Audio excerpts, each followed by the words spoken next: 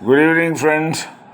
Welcome to Thursday's edition of KUMAR Bala with the piece on Know Your Strengths and Work Against Your Weaknesses.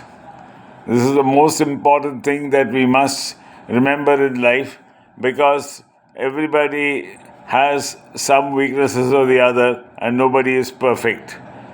So, before we go ahead, of course, I will come to my favorite topic of the greatest, or perhaps the second greatest footballer of all time, Diego Maradona. There was one very obvious flaw he had with him, but in spite of that, he converted that into his strength and he became perhaps the greatest player, as all his beloved Argentinian fans would the world over believe, and that proved that he was almost the greatest, along, of course, with the immortal Pele. Maradona could not do anything with his right leg except run with it. He could not even kick a football, even if his life depended upon it. Hardly he used it just as a small tool to get, as he would use his shoulder or his chest to keep going. And the formidable weapon, his nuclear weapon, was his left foot.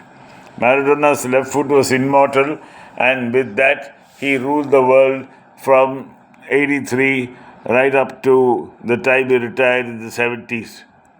So that is what it is. In fact, if you look at the various videos, perhaps the greatest of all being the goal which he scored, the goal of the century, where he dribbled past seven hapless English defenders to sold a dummy to the goalkeeper and pushed the ball into an empty net.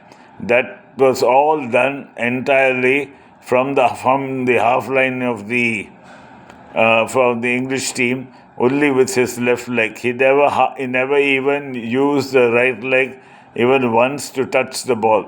It was entirely the 3 minutes which he took to reach, or even less, to reach the goal, was all done with his magical left foot. So that is the way he was. He knew that he was a one-footed player as far as his left foot was concerned, but that is how he used the weapon, and that is how we must in life ensure that whatever we have as a problem, whatever we have to convert and learn to convert our weaknesses into our strengths. In fact, the great Rod Laver, also perhaps the greatest left-hander of all time, that was even before professional tennis came into being, had a very weak left hand, but he was left-handed, and he was taught by his coach to squeeze a tennis ball whenever he was sitting at school, and through for years he worked on his left hand, which became almost twice the size of his right hand.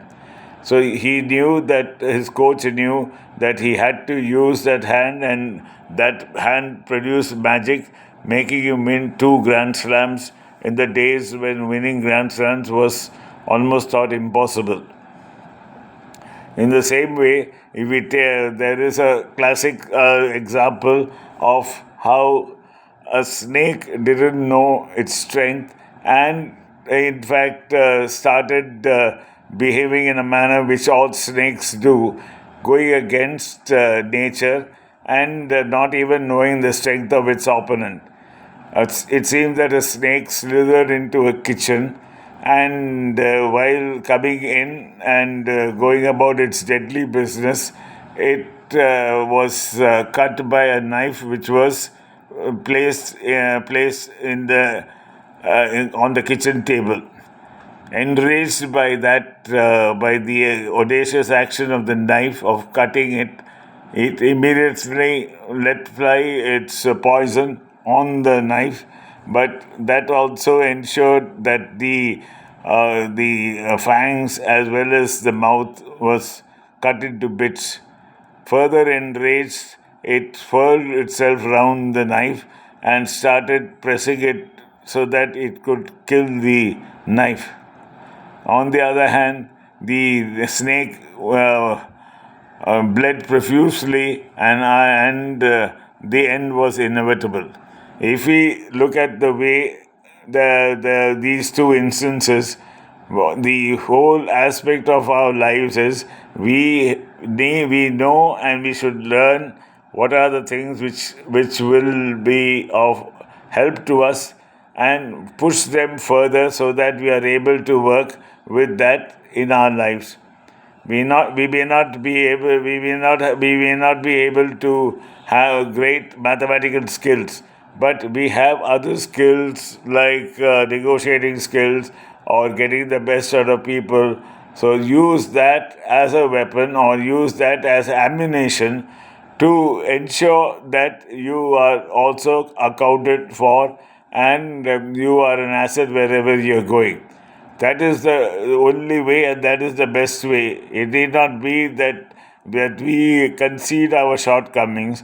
Everybody has it, but the way that we ensure that the shortcomings are just taken aside, and ensure that we do the best with what we have. We bring forth what we have as the best, and that will ensure that we are of more service to everybody, and whatever we do, people will recognize because of the strengths which we work on and the final outcome of what we do. A child always should be taught to be confident. It need not be arrogant, but definitely